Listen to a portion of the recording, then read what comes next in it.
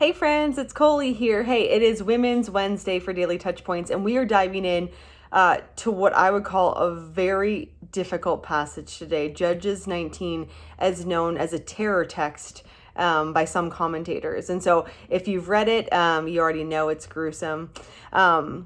But what I want to highlight for us, I'm going to encourage you to read it on your own because, again, we have about 2 minutes together and I can't unpack it all.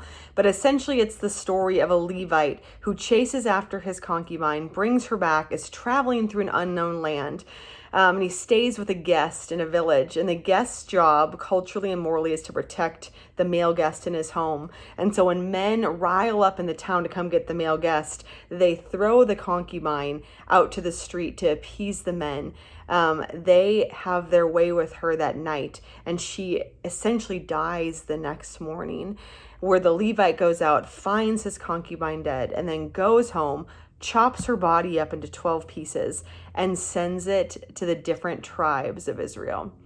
Now, if that's not a gruesome summary, I don't know what is. That's the stuff that Hollywood horror movies are made out of. And yet, this was God's people, a Levite, a holy man. And so the verse I want us to focus on today as we ponder this brutal, gruesome story is the first verse in Judges 19. It says this: "In those days, Israel had no king."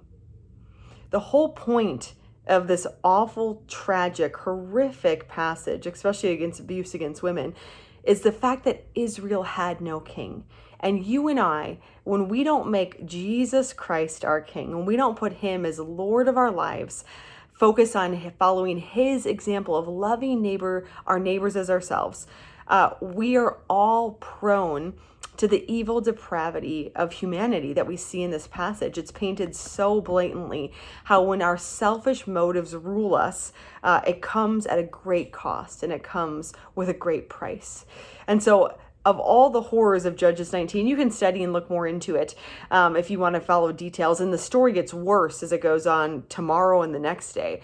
But what I see in this passage, what you and I think, can take into practice today, is that when left to our own devices, we as humans tend to go astray. And you and I know this. We know this from human trafficking. We know this from sex trafficking that happens in our nation. Unfortunately, this story isn't so far removed that it's crazy and weird Old Testament stuff.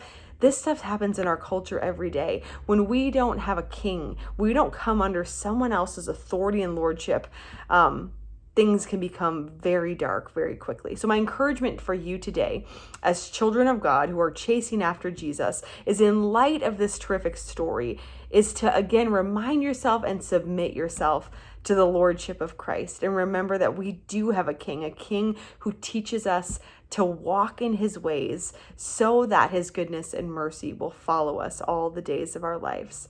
Praying for you today, CA. May you be blessed to know that our King is good and our King is for us.